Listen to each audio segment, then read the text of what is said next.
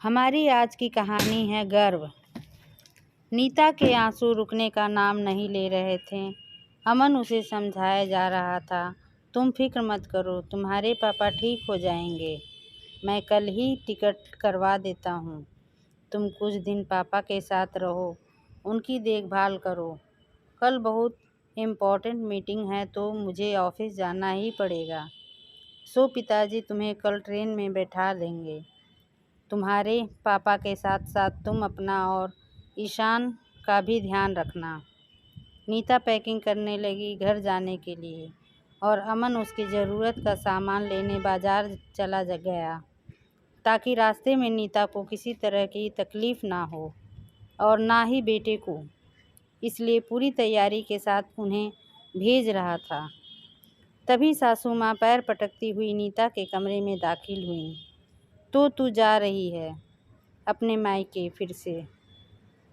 हमसे पूछना भी ज़रूरी नहीं समझती, बस खुद ही फैसला कर लिया। बोलो भला, कोई शर्म लिहाज ही नहीं आजकल की बहुओं में।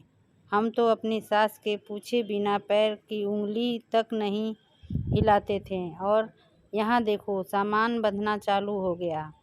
अरे ससुराल के प्रति कोई जिम्मेदारी है भी या नहीं तेरी? नीता ने कहा, पापा की तबीयत बहुत ज़्यादा ख़राब है, मम्मी अकेली है, वहाँ उन लोगों को ज़रूरत है मेरी, सो जा रही हूँ। ऐसा पहली दफ़ा नहीं हुआ नीता के साथ। सासू माँ का हर बार का यही नाटक। कभी भी नीता को चैन से मायके नहीं जाने दिया। ये तो अमन था जो उसकी बदौलत उसे मायके का मुँह देखने को मिल जाता था, वरना सासू माँ का बस चलता तो उसे मायके की दिशा में भी मुँह न करने देती। सासू माँ का टेप रिकॉर्डर अभी बंद कहाँ हुआ था। आंखें और ज़्यादा चौड़ी और आवाज़ में और ज़्यादा रौब दिखाते हुए बोली, बीमार ही तो हुए हैं, सब बीमार पड़ते हैं, कोई कम कोई ज़्यादा, पर ये थोड़ी ही है कि भाग भाग कर मायके पहुँच जाओ। और तेरे पापा का तो आए दिन का काम है, हर 2-4 महीने में अस्पताल पहुँच जाते हैं और बेटी मुँह उठाए चली जाती है। न खुद चैन से रहते हैं न हमें रहने देते हैं। बस अब इसके आगे कुछ मत कहिएगा मेरे पापा के लिए। आज पहली बार नीता की आवाज़ घर के बाहर तक सुनाई दी होगी। हर बार आपका यही काम होता है, बिना सुनाए कभी नहीं जाने देती आप मुझे। पर हर बार बड़े होने का सम्मान देकर मैं आपसे कुछ नहीं कहती, पर आप हैं कि। और रही जिम्मेदारियों की बात तो मैं अच्छी तरह समझती हूँ और निभाना भी जानती हूँ। शादी के बाद भी जैसे आप अमन की माँ हैं वैसे ही मेरे माँ बाप आज भी मेरे माँ बाप हैं। शादी होने से मेरी जिम्मेदारियाँ उन लोगों के लिए ख़त्म नहीं होती, बल्कि दोनों परिवारों के लिए बनती है। सासू माँ आज हक्की बक्की होकर सुन रही थीं। पहली बार नीता का ये रूप जो देखा था, अमन भी तब तक वापस आ चुका था और नीता की कही सारी बातें सुन चुका था।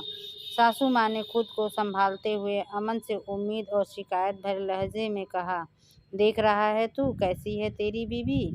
एक जरा सी बात पर कितना कुछ सुना दिया इसने तेरी माँ को।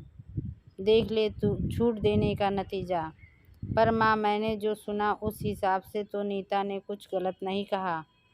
जब आपको ये लग रहा है कि उसने मेरी माँ को सुनाया है तो मुझे नहीं सुनना चाहिए। वैसे ही आप भी उसके माता पिता के लिए कुछ कहेंगी तो वो कैसे सुनेगी? जब वो मेरे माता पिता के लिए वो एक पैर पर खड़ी रहकर दिन रात सेवा कर सकती है तो उसके अपने पापा हैं। बच्चे ही अपने माँ बाप की ज़रूरत के समय उनके पास न हो तो वो बच्चे ही कैसे? और अगर मैंने ही उसे छूट दी है तो आज भी मैं ही दे रहा हूँ। जब भी नीता के माता पिता को उसकी ज़रूरत होगी वो जाएगी। और रही बात सेवा करने की और साथ देने की, तो मैं आपका बेटा हूँ, अपनी सेवा का मौका मुझे भी दीजिए। सारी सेवा नीता से ही क्यों करवाएं, और साथ में सही का ही दूंगा, फिर वो माँ का देना हो या बीबी का या किसी और का। कहकर नीता को बैग पैक करने का इशारा कर दिया और नीता अपने आंसू पोंछते हुए और अपने चेहरे पर ऐसे पति को पाने का गर्व लिए जाने की तैयारी करने लगी। दोस्तों, अगर वीडियो पसंद आई हो तो इसे लाइक, शेयर, कमेंट और हमारे चैनल को सब्सक्राइब करना ना भूलें। धन्यवाद।